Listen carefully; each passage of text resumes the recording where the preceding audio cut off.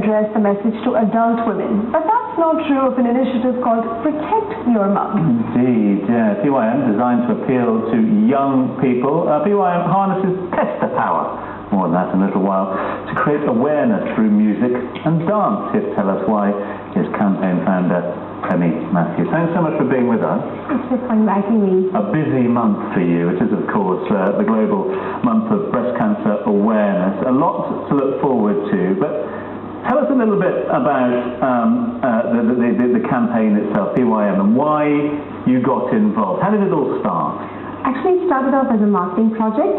I teach marketing to business students, so I made the students do a research on why mothers don't do a mammogram, and that's how we were born. And today it's going to be a case study in an international journal shortly. Really?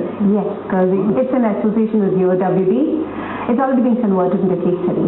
Should be published shortly. Now, at least until a year ago, PYM was just a dream or a concept in your head or your personal struggle against the disease.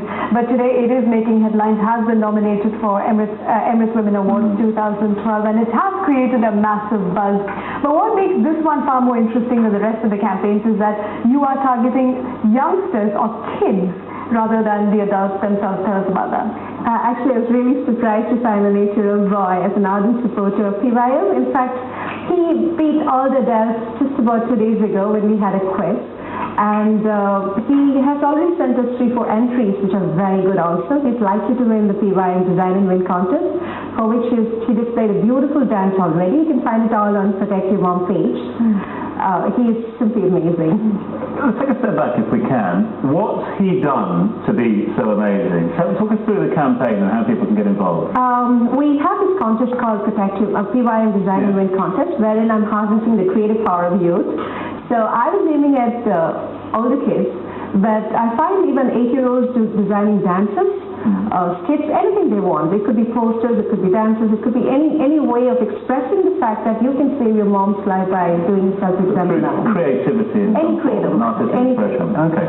Now let's talk about the pester power itself. I mean, most of the time, let's admit it, kids get away by pestering their parents for just almost about anything. So this is a good way to channelize their whole pestering habit into something more productive and something that might really help save their mom's life. So tell us about that. I borrowed this from McDonald's, As you know, they make the kids pester you to get them stuff. And so I thought, why not use it to sell breast cancer? And it's working, because I do have this 8-year-old who actually blackmails his mom to do a mammogram, actually blackmails her to do a self-exam, and he's amazing. It works. It really works. So the children are the sort of driving force here. You mentioned the success you've had so far. Talk us through a couple of the young ambassadors. Possibly, I think the youngest is just 8 years old. Yes, of course. It is working because I thought it would be a good idea to have brand ambassadors in every school, every college. Right. And I recruit them based on their leadership skills.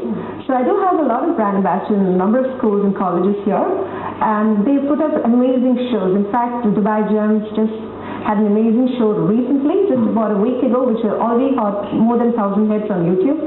It is a beautiful platform.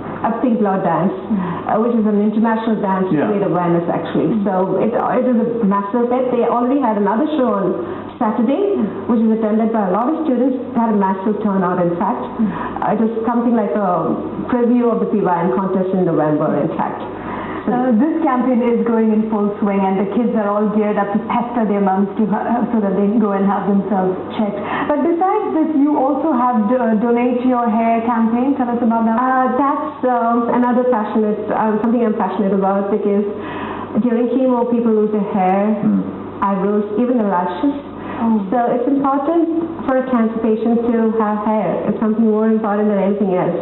So I have a student in Indian high school who donated 8 inches just on Thursday. It will be sent to Pantene's beautiful lengths, who will be converting into wigs for cancer patients, actually. And I would encourage all the students here to donate their hair, because it doesn't cost anything. Anyone can do it, and well, it saves a life. What about hair extensions? I have a few in the cupboard right now as we speak. Well, as I told you, wig is something which gives dignity to a cancer survivor, and anybody can grow hair. I have this 8-year-old in the US.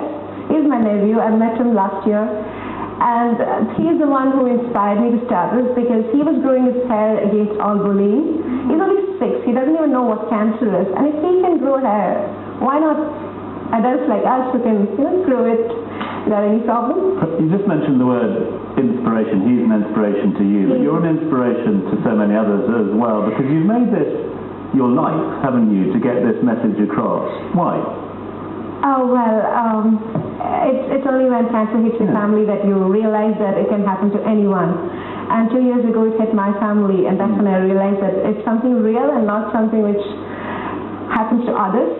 Yeah. So that inspired me to start this campaign on Facebook. Yeah. It's a zero-cost campaign, and it's doing pretty well now. So it's dependent completely on people giving their times, on volunteering, on committing as much time as they can, and that's the sort of half the message you're trying to get across, isn't it? If every child pesters a mother or his mother to do a self-exam or a mammogram every year, we can beat breast cancer, because a lot of ladies don't know about breast cancer. Breast cancer is not something you talk about. It's not fashionable. Kids get bored by breast cancer.